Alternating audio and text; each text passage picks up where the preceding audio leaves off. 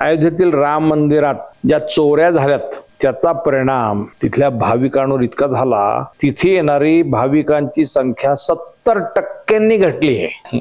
7 जूनला हा घोटाळा उघडकीस आला आणि तेव्हापासून नंतर पुढे जे काही सगळे एक प्रताप बाहेर आले, त्याच्यामध्ये देणग्यांच्या किती चोऱ्या झाल्या, मंदिराच्या बांधकामामध्ये 800 कोटीचं बांधकाम 2200 कोटीपर्यंत कसं पोहोचलं, सोन्यात चांदीच्या विटा त्या कशा चोरीला गेल्यात, हे सगळं एक बाहेर येत गेलं. त्याच्यामुळे अयोध्येच्या राम मंदिरात तिथे देशभरातून जो भाविक यायचा, जेव्हापासून मंदिर खुलं झालं तेव्हापासून तर आतापर्यंत संपूर्ण जर रिव्ह्यू घेतला, आढावा घेतला, तर त्याच्यामध्ये भाविकांची संख्या 70% घटली आहे 2 महिन्यात. म्हणजे विचार करा तुम्ही,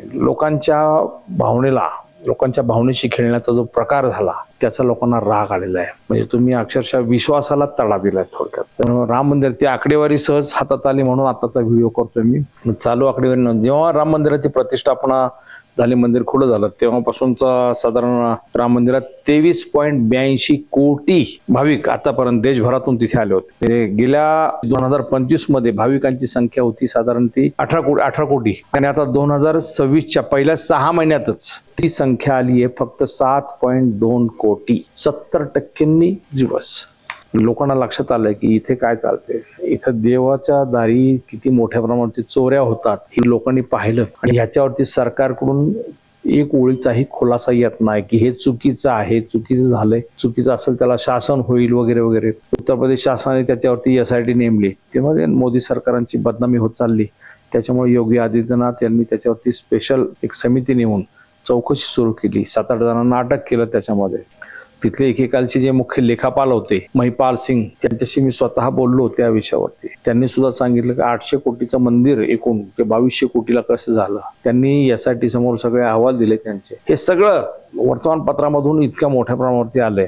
मीडियाने सुद्धा त्याच्यावर बऱ्यापैकी प्रकाश टाकला. सुरुवातीला मीडिया टाळत होता, पण एकदा तो गडा म्हणजे बोर्ड फुटल्यावरती काही प्रश्नच नाही. नंतर लोकांमध्ये इतकी वाईट चर्चा सुरू झाली या विषयावर की हे राम मंदिराच्या देणगीतूनच भाजपने स्वतःची कार्यालय सुरू केली असे विरोधी पक्षाचे आरोप सुरू झाले. ही चर्चा आता कोणत्या थराला जाऊन पोहोचेल त्याच्या काय आपण त्याच्यात पडणार नाही, परंतु एकूण पाहिलं तर अयोध्येचं जे गतवैभव प्राप्त झालं होतं राम मंदिरामुळे, त्याला ह्या देणगी चोरीच्या प्रकरणामुळे त्याला नख लागलेलं आहे. तिथं पाहिलं आपण, तिथले उलाढाल तर ठप्प झाली, व्यापारपेठ ठप्प झाली.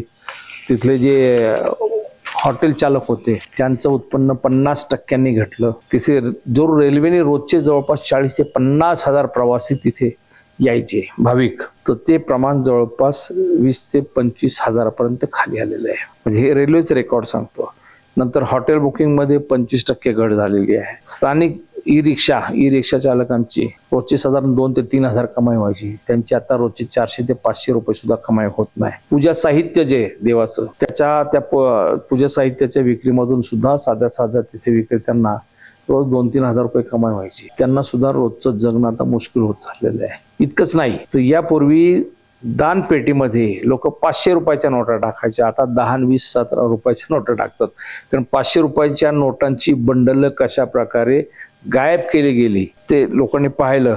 त्याच्यामुळे तिथे लोकांचा विश्वास उडाला. लोकांनी आता 10-20 रुपये दानपेटीमध्ये टाकतात. म्हणजे हे सगळे घोटाळे लक्षात आल्यावरती तिथली भाविकांची संख्या जी 70% घटली आहे हे फार सिरियस आहे. तुम्ही भावनेचा बाजार मांडून त्याचं राजकारण करून ज्या पद्धतीने भाजपने संपूर्ण गेल्या 10-12 वर्षामध्ये चालवलेले, केंद्रात काय किंवा अन्य ठिकाणी राज्यांमध्ये काय, हे पाहिल्यावरती लोकांना लक्षात आलं. लोकांनी विश्वास ठेवला. राम मंदिर भाजपच्या काळात झालं त्याच्याबद्दल आनंद व्यक्त केला की तमाम हिंदू समाजाला त्याचं फार मोठं समाधान मिळालं. परंतु तिथल्या चोऱ्या उघडकीस आल्यावरती हे सुद्धा किती लुच्चे मंडळी आहेत आणि यांनी तर सरळ देवाचाच बाजार केला हे पाहिल्यावरती लोकांच्या भावनेला तडा गेला. परिणाम असा झाला की संपूर्ण अयोध्येचं जे गतवैभव प्राप्त करून दिलं होतं ते सगळं लयाला गेलेलं आहे. आता विश्व हिंदू परिषद खुलासा करते की आतापर्यंत जे ऑडिट केले त्याच्यामुळे आम्ही त्याच्यामध्ये 3300 कोटींची